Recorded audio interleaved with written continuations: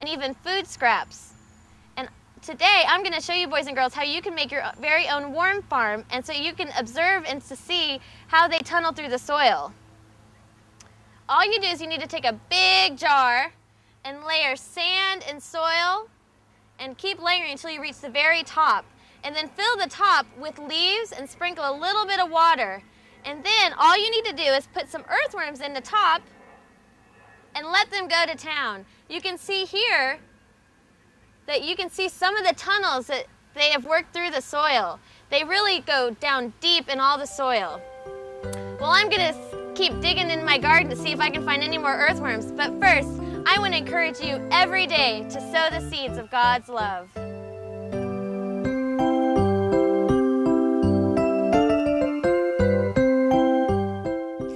Blessed be God, who has not turned away my prayer, nor his mercy from me. Psalm 66:20.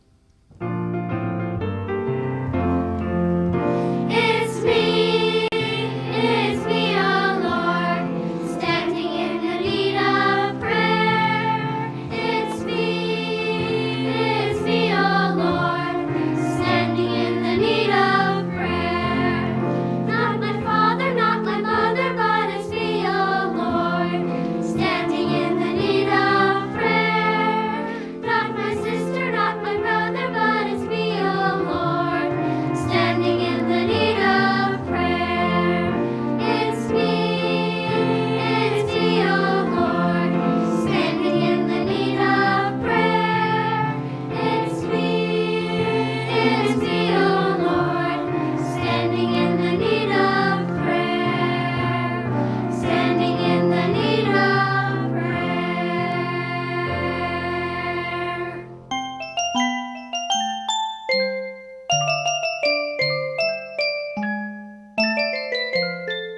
Welcome to Learning Time. Hey, thanks for being with us today. I've got something special for you. You know, sometimes we need to do work. Do you like to work? Do you like to work? Hope so. No, I love to work because I think work is fun. Now, I've got two helpers. I've got Jerry over here. Jerry, Glad to be here, Ben. Do you work? Oh, once in a while. Once in a while. I do too. Well, I like to work, but I don't like to work hard when I work. I like to use machines and tools. We're going to make a simple machine today. And in order to make a simple machine, you know, simple machines make work a lot easier for us. And I've got Nicholas over here. Nicholas, thanks for helping me. Now, Nicholas, how much do you weigh? 40 pounds. 40 whole pounds. Jerry, how much do you weigh? About 190. 190 pounds. Nicholas, can you pick up Jerry? Why don't you reach over here and just grab him and just pick him up in the air? Oh, you must Whoa. be Samson. Well, I'll tell you what. Lifting me up like that. That's a hard job, isn't it? I'll tell you what we're going to do. Today, we're going to make a simple machine. And a simple machine is going to make it possible for Nicholas to lift up Jerry. And he's a load, isn't he? Yeah. We've got a fulcrum. All you need to do is to get something that pivots and rocks. And so we're going to put a big board over our fulcrum. This is our fulcrum. And Nicholas won't be able to pick him up without one. And we're going to put this board, we've got a long board right here. We're going to put Jerry over there at the end, 190 pounds. Nicholas, step right on top of our fulcrum, and we're going to have Nicholas walk over here. Just keep walking to the end. I'll catch you if you fall. Keep coming over here, and Jerry's going to go where? Nowhere. You can't lift me up, You know Kenny. what? We do not have a good mechanical advantage. What could we do in order to make this work? Do you have an idea? Do you have an idea? What could we do? We could put that. Hey, let's try that. Hey, jump down, would you, Nicholas? We're going to move our fulcrum. And so we're going to move our fulcrum way over here, just about like that. Go ahead, Jerry. Step right down over there, but don't fall off. Nicholas, come on around. Oh, yeah, you can jump over here. We're going to put Nicholas right on the fulcrum and turn around. Now, Nicholas happens to be our force, and Jerry happens to be our resistance. So let's go ahead and move Nicholas, our force, way down here. But don't fall. If you do, I'll catch you. And let's see what happens. Will he be able to do this? Do you think? Whoa! Look at there. Whoa! Oh, That's my. better than a roller coaster, guys. Give Nicholas a hand. Would you give him a hand? Whoa, whoa, whoa. And now Nicholas picked up Jerry. Jerry weighs 190 pounds, and Nicholas weighs how much? 40. 40 pounds. Can Wow. you believe that? 40-pound kid could pick up a big old brick like this. Isn't that incredible? Let's give Nicholas a hand, guys. Yeah. Come on. Good Wow. job, Nicholas. Well, that's exactly what simple machines do. Simple machines, it makes work easier because Nicholas would get real tired if he had to go around and picking up Jerry and carrying him all around. Wouldn't you get tired? Hard job. And he might break his back. Yeah, that's what simple machines do. They give us a mechanical advantage, and we have them all around us. You know, maybe you could look around your house. You might look around your neighborhood and just find simple machines because they're very interesting. Now, simple machines are even built into our body. We might even talk about that sometime later. And every time we study a little bit more about science, we're learning something new about our Creator, God.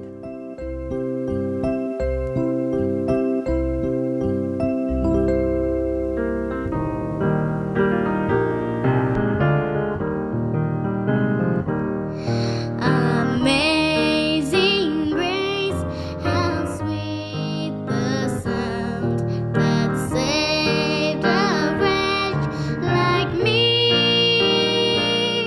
I once was lost, but now am found. Was blind, but now I see. 'Twas grace that taught my heart to fear, and grace my fears relieved. How precious did that grace appear the hour I first believed. Through many dangers, toils and snares, I have already come. 'Tis grace that brought me safe thus far, and grace will lead me home. When we've been there 10,000 years, bright shining as the sun, we've known those days to sing God's praise than when we first begun.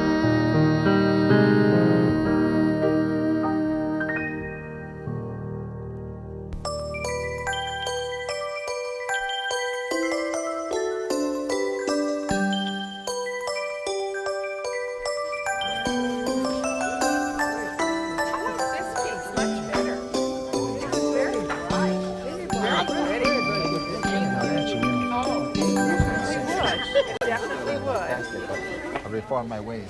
Oh, hello. Aren't you new here? Yes, I am. Well, what is your name? Aksa.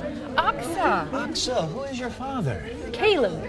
Caleb? Like Yes. the 12 spies of Canaan, Caleb? Yes, yes. Oh, wouldn't it be wonderful to hear that story Yes. from the Tell daughter us. of Oh, Caleb? I would love to tell it. He told it to us so many times. Good. Yes. He used to sit us on our lap, and he'd tell us about how the Israelites were taken out of the land of Egypt so miraculously by God and all those plagues, and then how God opened up the Red Sea and all of the Israelites How went across exciting. on dry land, and how the Egyptians followed them and were swallowed up by the sea. There were so many miracles in the wilderness on that trip he told me about. But then they got to the border of the Canaan land, and everyone was so excited about it. They were almost they there, were. the promised land that Yes. God had promised them. Yes. And they thought, we ought to send some spies over and just take a look-see at the land. And so Moses talked to God about that, and God said, yes, you can send in 12 spies, one from each tribe.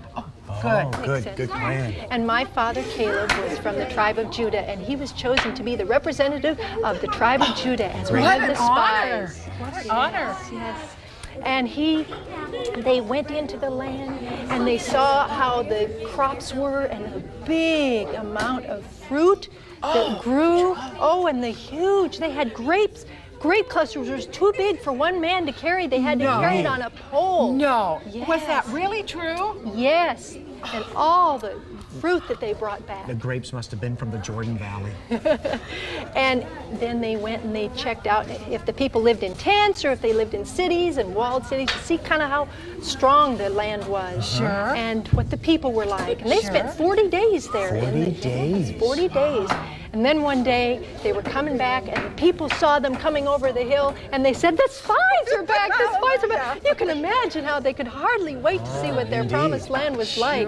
And so when they came, the spies came and Moses came up to them and the crowd of people, everyone left their tents and were gathering around. And the spies started making their report. And they said the land was very fertile and it grew wonderful fruit. Great It land. does. It does. It does. And they were so excited. They're like, oh, we can hardly wait to go in. We don't even have to plant the vineyards. They're already there. And so they were so encouraged in their hearts. And then the very sad part of the story came because for some reason, 10 of those spies allowed doubt to come into their hearts. And they started saying, oh, but the people are way too strong for us. No faith. They said the people are so big. As a matter of fact, the descendants of Anak, or that are giants, are in that land. And we look like grasshoppers to them. Yes. And they said, we could never take them. They're so big. And their cities are big and walled, and their fortresses, and we can't do it. And the people started they went from being excited to going in to just moaning and started attacking Moses for bringing them out to the land. God, did they? No, they started saying, why did you take us to this spot? We should have just died in Egypt or died in the wilderness. And then my father Caleb, he stood up. He tried to instill in them that they didn't have to think about how strong they were. They could just depend on God, just like God had opened up the sea. He would open up the way for them to come into the promised land. And he spoke courage to them, but alas, the people just were so overtaken by that doubtful attitude. They did not trust in God. And so God became very angry with that kind because he had just taken them through so much miraculous things, and the fact that they would just forget all of that. Yes. And so he told them, he said, your punishment for not believing that I could care for you is you are going to get just what you wanted. You're going to not enter that land, and you're going to go back into the wilderness for 40 years. Yes. How did he feel? Caleb was heartsick, as was Joshua, because Joshua was also a faithful spy. There were 2 faithful spies. And Moses and Caleb and Joshua were just heartsick, as you can imagine. But you know what? They never, ever complained to God. They took the punishment of the whole group. 40 years too. They never complained. Yes. They went into land, but God did promise. He promised that Caleb and Joshua would be the only ones that would enter the land that were 20 years and older at that point in time. And that really happened, didn't it? Yes. So God was very faithful. God is and a God of it His pays word, to isn't trust in God. We Isn't He need to wonderful? remember that always. Well, I will enjoy thank coming you to the so marketplace much for again. telling us. Yes. I have heard about that, but I'm so glad to hear it from you. Praise the Lord. Thank you. I hope you plan to stay for a while. Yes, I will be back in the market. Oh, good. Well, do some shopping for us. Thank would you. Thank you. Thank you so much. Isn't that wonderful? I'm so glad I heard about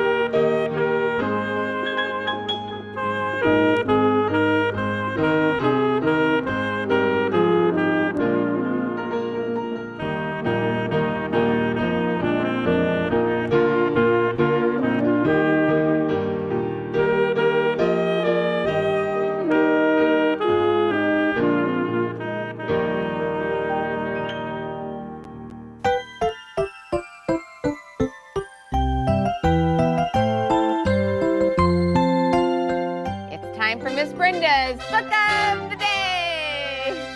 And boys and girls, I have a book for you little ones out there. This is for the Tiny Tots. This is called Bible First, and it's by Charles L. Paddock. And this is a book of Bible First. And there's all kinds of first things in here, like the first home, the first man, the first Sabbath, the first baby. So many firsts. And you little ones out there are going to love this book, Bible First by Charles L. Paddock. Well, I have so many letters. I'm so excited today, boys and girls. I was looking through all my mail, and I have a letter from Belize, and I have one from West Indies, and I have one from Great Britain, and I look from India and the Philippines, and all over, and I can't wait to read your letters. But before I read your letters, I have a phone call I'd like to take, and sometimes I just love calling you, boys and girls. You'll give me your phone number, and you know what I do? Sometimes Miss Brenda just calls you. You never know when. And right now, I have Stacy on the phone. Stacy, are you there? Yeah. Hi, Stacy. Hi, Miss Brenda. It's so good to talk to you, honey. Can you tell me, what do you do to share Jesus? I draw pictures with little book tests on them, and I give them to people wherever I go. Oh, that's so wonderful. And what do the people say when you hand them those? They say, thank you, that was really nice. And that makes them happy? Yeah. Oh, do you smile at them and tell them Jesus loves them? Uh-huh. That's a good thing to do, isn't it? Uh-huh. And tell me, do you have any brothers or sisters, Stacy? I just have 2 brothers. What are their names? Michael and Andrew. Michael and Andrew. And are you a good sister to them? Uh-huh. Are you a big sister or a little sister to them? I'm the middle one. You're the middle one. Well, I'm the middle sister in my family, too. Well, Stacy, thank you so much for talking with me today. I want to encourage you to keep sharing Jesus, will you? Mm-hmm. All right. Bye-bye, Stacy. Bye. Oh, that was so nice to talk to Stacy. Thank you so much. All right, well, I have a letter here from Belize, and let's see what this letter is. It says from Erica, and I love all these letters, and there's a picture here, but it's glued to it. Well, maybe I can undo it right here. It's a real tiny one, maybe not. I'll read the letter first, and then we'll take the picture. It says, Dear Miss Brenda, my name is Erica, and I'm from Belize, and I'm 14 years old, and I really appreciate the gifts that you've been sending me in the Bible studies.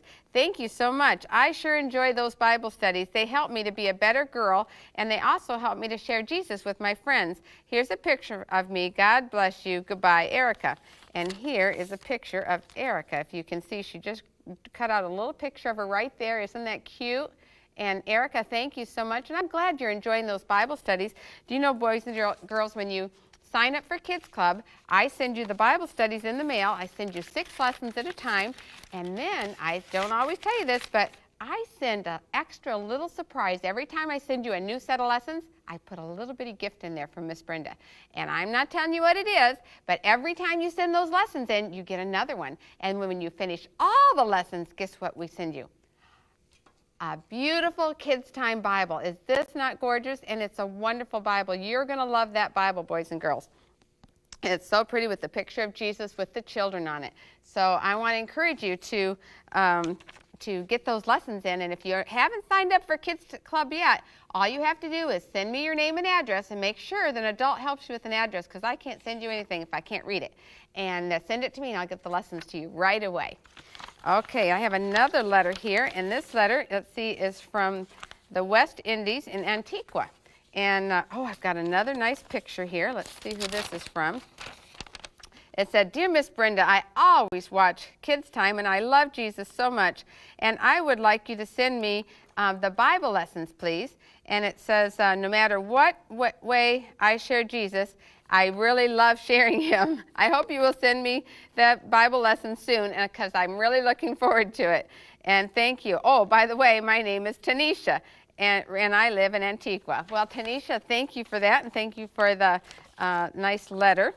And it's so good to hear from you. Now, there's another letter in here. And let's see if it's too. Oh, you know what this is? Tanisha drew me a picture. Then she drew me a picture of a tree with the sun and a sky, and what an artist. There you go. Well, thank you so much for that.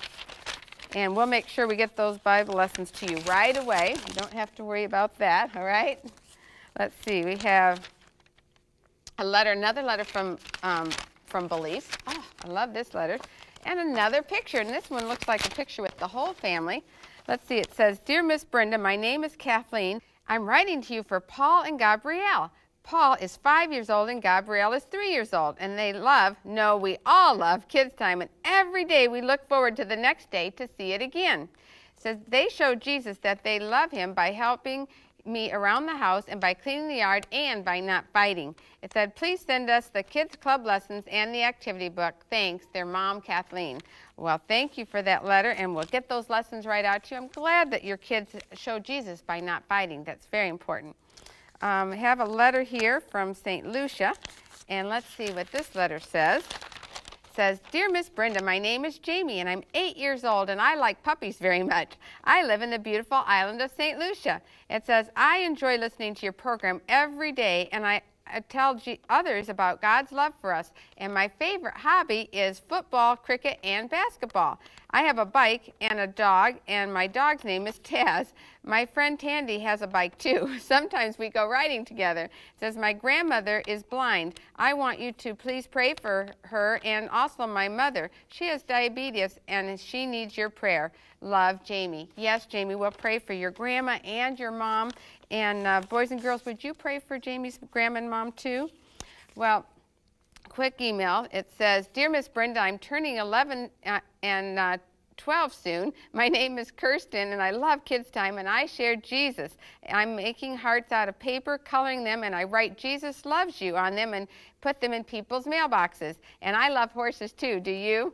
And it says, by Kirsten, and she's from Australia. Yes, I do, Kirsten. And boys and girls, that's all the time we have today. I want to encourage you that wherever you go, whatever you do, it's Kids Time to share Jesus.